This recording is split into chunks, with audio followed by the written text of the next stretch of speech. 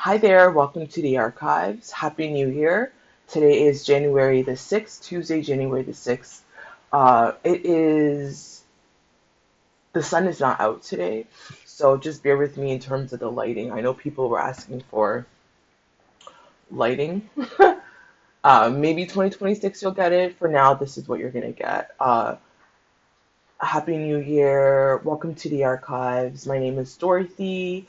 You can also call me D, hence the D in the archives. I've been seeing people do introductions in their videos, like every single video. It's like, hi, my name is, this is what I do. Girl, like you know who you are, what you do. But I guess it's like what people are doing now.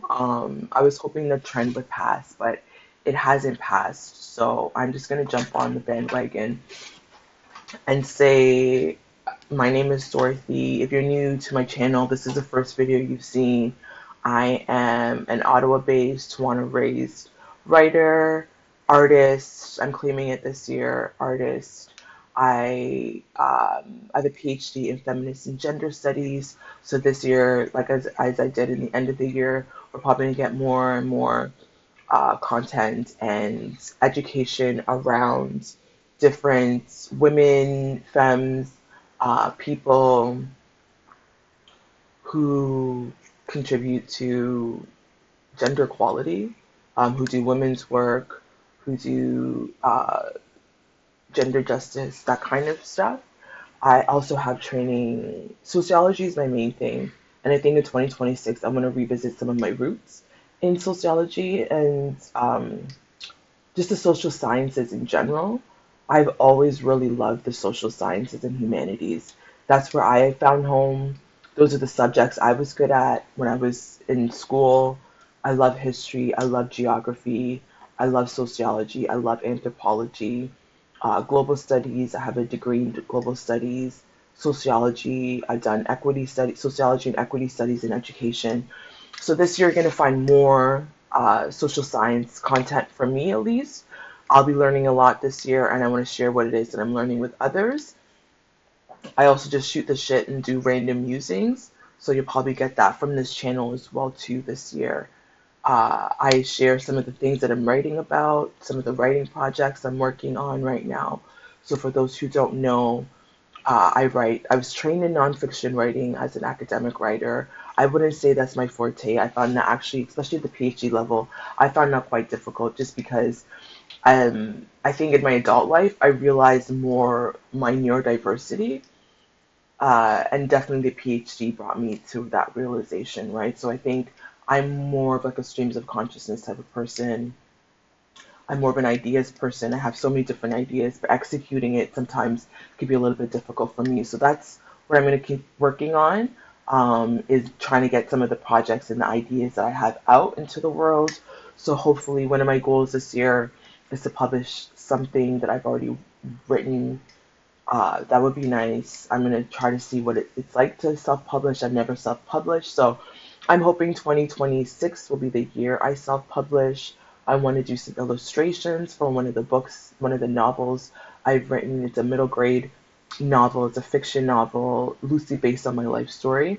So it's about a 9-year-old who just arrived to Canada for the first time as a newcomer, and she keeps hitting her head, and she realizes at the end of the story that she's struggling with brain injury symptoms, not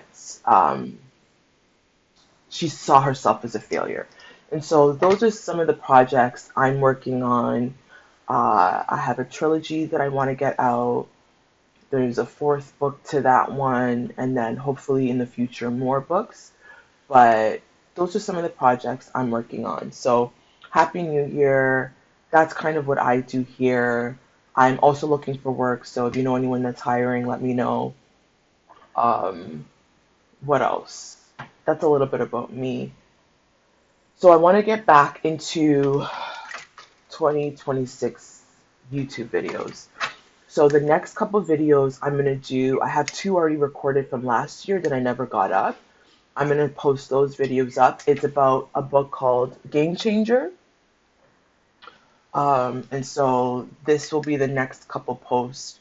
It's by Charlene Smith. and it's illustrated by Natalia Tariq, and the forward is by Shireen Ahmed. And it's stories of hijabi athletes from around the world. And so, like I said, I did two recordings last year. I'll post those two because I just share some of the athletes at the end of the book. But this year, I'm going to take some time to go through some of the athletes that are shared in the actual book. So there's 13 of them. So you'll see 13 episodes from this book this year. I'm also going to be working on goddesses or goddess. There's 50 goddess and spirits. We've done a couple. I think I've already done 6. So we're going to continue this year. And we also have, I have the book from Nzinga still.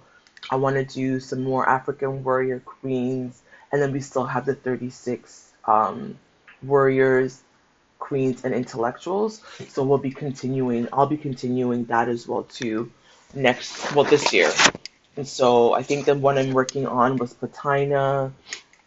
There's a whole bunch of Europeans I gotta get through that I'm just delaying because personally I don't, um, not that I don't care, but it's just because I think it is important to know the contributions of women across the world just because they suppress that information so much, right? Especially right now, we see this huge push towards conservatism, which again tries to put women in a subordinate role. Um, and so I've been thinking about all that a lot. I was watching the last couple of days Netflix's Love is Blind Habibi. So that one I believe is based out of Dubai, which again the UAE, there's issues right now with them and everything that's going on in Sudan. So I just want to put that out there. But I was watching that the last couple of days, and I think it was Noor, one of the models was like she hates that feminists have introduced to her, according to her, feminists ruined the traditional way of life, which is the man provides and the woman basically just lives off of the man, raises the kids, and does all of that. And again, I did a couple episodes on that last year with, I think it was Candace Owen versus 20 feminists. So that is a topic I did address that I looked at kind of last year. And I don't know if it was really feminist or if it was a response to sexism. Um, right? There are certain women, again, I think culturally is also different because I know that like Black Americans, for instance, will say Black women have always been working. We've always been taking care of everybody, right? We were the wet nurses that were breastfeeding white women's babies. And so this idea that like women were always in the house and didn't do anything, it might be true for some cultures now. But again, I would even argue that's not necessarily the case even back then, right? So I would ask, does Noor know about Kahina, for instance, within a Middle Eastern context? Kahina was North African. I promise you, she was not in the house raising babies, waiting for a man to pay for her, right? She was a warrior. She was out fighting battles. And so I think this is why it's important to share some of these stories. It's a choice. That's feminism basically brought a choice. If you want to stay at home, you could do that, right? If you want to take care of the kids, you could do that. If you want to do both and work, you could do that. But I think I see this propaganda, this agenda to kind of like paint feminists as just like flat. We don't know how to cook. We hate all men. We don't wear bras. And like some of that, again, could be very true. But this year, I want to continue disrupting some of that, right? I want us to see more powerful women. I want to learn more about more powerful women. And again, everybody in this book, according to a lot of Christians, a lot of Muslims, a lot of Jewish people, would be considered demonic, right? You're not supposed to be learning about these people because why would you learn about Asasiya? She's not real. God is the only one, right? Allah is the only one. And I think, again, yeah, for you, right? For you, if that works for you, that's great. But there's 8 billion people on this planet, and not everybody thinks the way that you do, right? And so that's what I'll be doing this year, is sharing some of this work to me that's been important, even before I went into university, right? I went to my first feminist protest rally in high school. Our chaplain took us to a violence against women rally in Toronto, I think in grade 9 or grade 10. I've always been kind of this type of a personality. Does it get beat out of some of us? Yes. Do we learn to adapt to society? Yes. Are we programmed and disciplined into obedience? Yes. Did I get caught in that? Absolutely. Right? Respect for your elders, vow to your elders, all of that. Um, but that doesn't mean that you can and don't respect women. And I think Noor actually is also not completely wrong, because I see the way that Middle Eastern men, for instance, Arab men, take care of their families and their women. And I think that is more what the Christians say they want, but the Christians don't practice it. So Christian men, I find, will be like, oh, the men needs to be the provider, but they don't provide. I actually see a lot of Arab men providing for their families, right? They take care of the women. They get offended by 50-50. Does that then come with more obedience? Yeah. If you're paying all my bills and taking care of my shit, I probably will be more obedient to you. But if you have nothing to offer me, like I was saying in my last video, if you have no purpose in my life, you don't give good advice, you don't have any emotional support, I don't hear from you that I'm doing a good job, I don't hear from you, period, you don't call to check in on me, how are you? We don't have a relationship, and now you want to come in my life and control it, but you don't contribute anything, you don't provide, you don't protect, you don't do any of these things that you claim the Bible says you should do, but now you want a woman to submit to you.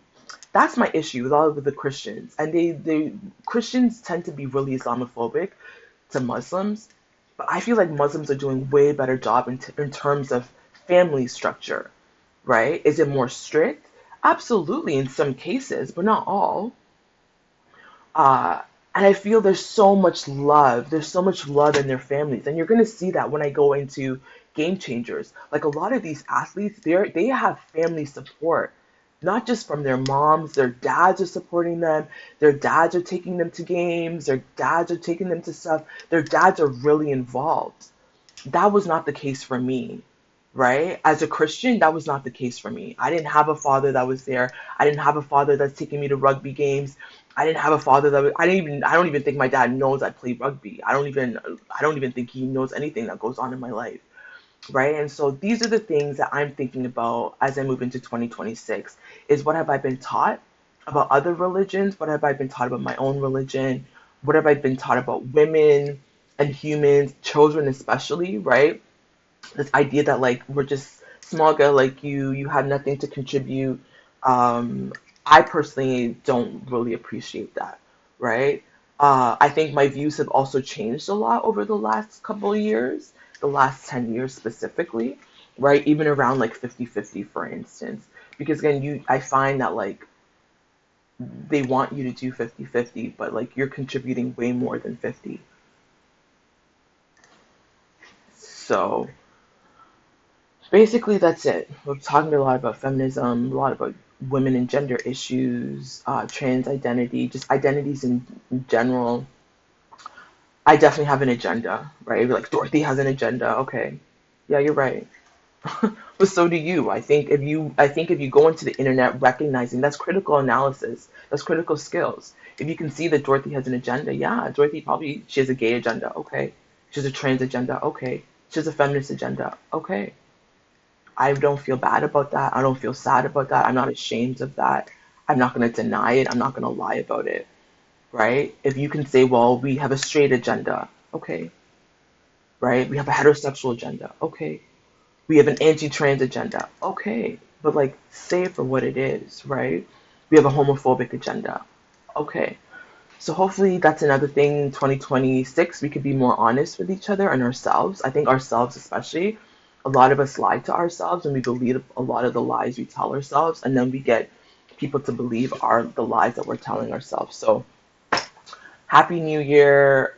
That's it for me for this one. Just a little bit of an introduction on who I am, what it is that I do. Hopefully, I want to get into some more writing this year. I want to get into some more art. My word of the year is create, creation, and creativity. It's three in one. The What do you call the root word again? What's English? There's a suffix, a prefix, and whatever the word is. Create is it, right? Creativity, creation. Uh, so that's a little, I'm going to end it there. Uh, Anyways, I'm saying a lot. So Happy New Year. I hope 2026 is great for you. What are you working on in 2026? What are some of the goals you have? What are some of your aspirations? Um, what would you like to accomplish? Who do you want to be in 2026? Those are some of the things I've been thinking about the last little while. So I'm gonna end this here, and I'm gonna do Mummy Wata next. Okay, so look forward to that. But you're also gonna get more from the Game Changers, the stories of hijabi athletes. Okay, so until next time, in solidarity.